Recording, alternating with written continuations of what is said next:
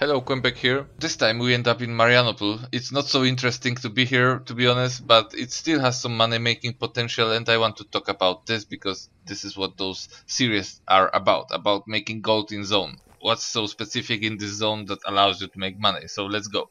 Let's start with community center. Next to it you can find a small ranch, and just like in case of Worston town in Salisbury Peninsula, this ranch has wild growing sheep. Killing those is pure profit for you because you didn't pay for the lamb, and once you kill it, well, you will get some mutton and you will get some pelt. Mutton I always sell to general vendor because it doesn't sell, at least it wasn't selling so well on the auction house, but feel free to double check me on this one. If not, just vendor it, you will get decent amounts of money anyway. And pelt often goes high in price, depends what are those types of daily quests for the night reef in Cinder, I think, and the daily quest in capital cities for warrior medals.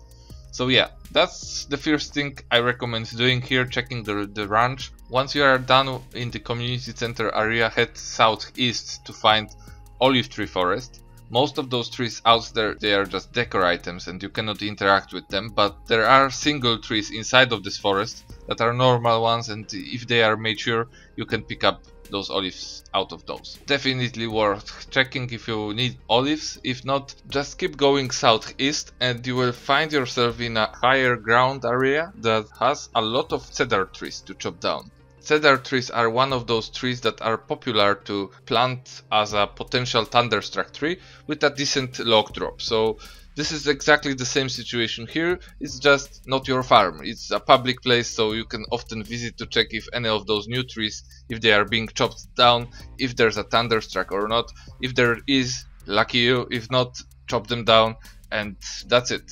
Next area that we should visit is the housing area. As we are moving there from the cedar trees farm, pay attention because you can find some wild growing azaleas, wild growing iris, or those fruit trees that I think they are useless, but maybe I'm wrong. Beech tree and apricot tree.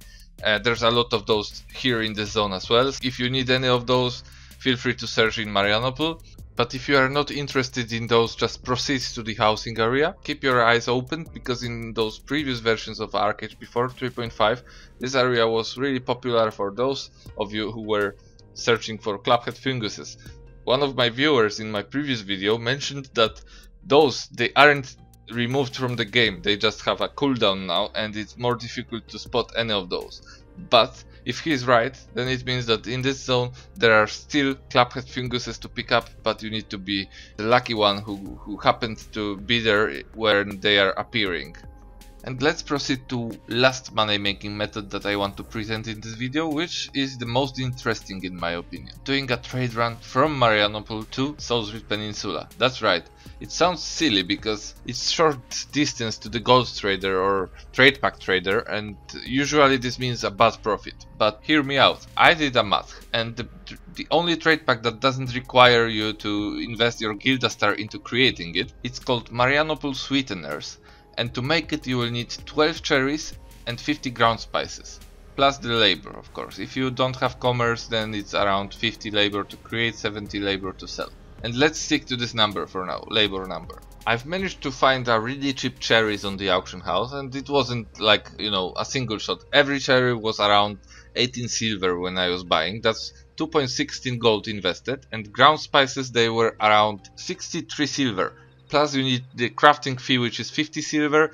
In total this trade pack costs me 3.3 gold. To deliver it to Salisbury with my clipper I needed less than 7 minutes to receive nearly 13 gold for this trade pack, which is 10 gold profit, more or less 10 gold profit. And when we calculate silver per labor, it turns out that it's close to 11 silver coins per labor point spent. And I call it successful because I needed only 7 minutes to deliver. Probably it would take a bit more time if I wanted to craft several trade packs and move them with a speedboat or a merchant ship. But you know, it's a really short trade run, and even if you are afraid that you will get assaulted on your way to Salisbury, you can always make it a bit longer road by sticking to the Dewstone shore and not going on a straight line to Salisbury, but just staying in the safe zone of Dewstone and proceed to Salisbury from there. But yeah, it's still 11 silver per labor point spent. Well, it looks pretty decent if you ask me. However, this state might not last forever, because it seems like it's actually better to deliver Marianople pack to Soulsrid than to deliver 2 crowns pack, which is further away from Soulsrid and it should be more expensive. Same goes for Cinderstone. If you craft Cinderstone pack, you will get only 10 gold if you deliver it to Soulsrid, which seems like a mistake on Exal's side. So I would expect them to adjust those fees, and probably Marianople packs will become less valuable if this happens. So pay attention. I don't know at which moment in the game you are watching my video, but just double check the price before you start crafting huge amounts of those packs here.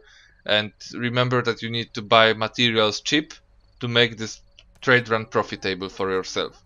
Thank you for watching. If you liked my content, remember to hit the like button and subscribe if you didn't yet. Thanks again, and see you next time.